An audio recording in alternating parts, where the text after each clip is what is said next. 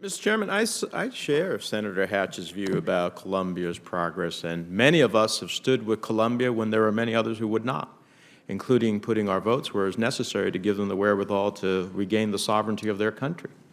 But that does not mean that killing labor leaders with impunity in scores is, in fact, something that we should hide our commitment to. I share Senator Cardin's view. I think that passage of this amendment is crucial to the Senate's endorsements of Colombia's free trade agreement. The Colombia labor issue is the leading concern with respect to passage of the agreement, and therefore I think it's necessary and appropriate to demand that the administration simply hold Colombia to its obligations before the treaty enters into force, just as the President is compelled to do with respect to other provisions of the agreement before the treaty can enter into force.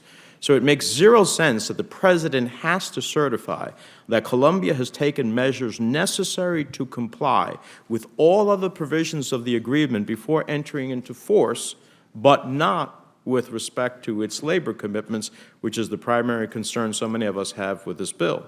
We aren't imposing additional requirements or making new asks. We're simply asking that the administration be certain that Colombia has taken all measures agreed to by the date of the termination in the plan or by January 2012, whichever is later. And then for those who say, you know, there isn't anybody with greater respect for President Uribe than President Santos. I've told President Uribe that personally. I look forward to telling that to President Santos. But this amendment would help to ensure that Colombia's labor leaders are not forgotten once the agreement's implemented. Because even after the action plan was announced, violence against union activists and worker repression has continued unabated. In fact, killings of trade unionists in Colombia this year has accelerated to a rate of approximately one union person being killed every 7 days during May and June. One every 7 days during May and June.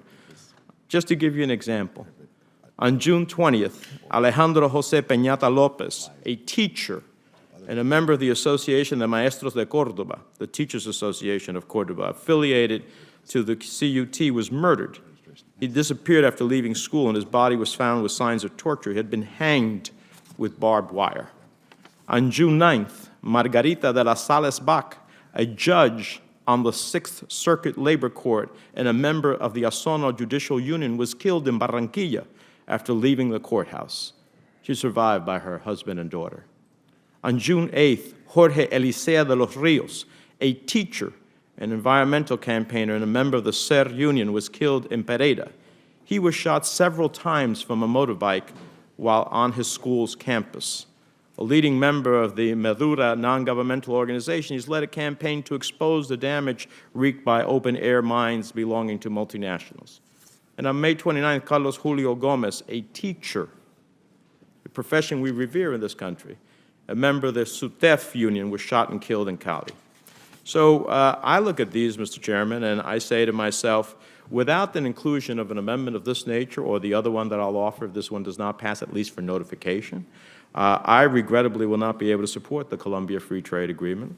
I recognize that Colombia has made a real commitment to addressing labor violence through the Labor Action Plan, but we need actually to know that beyond this initial commitment where all these killings have still taken place with impunity and without prosecution, that in fact there is a commitment by the United States.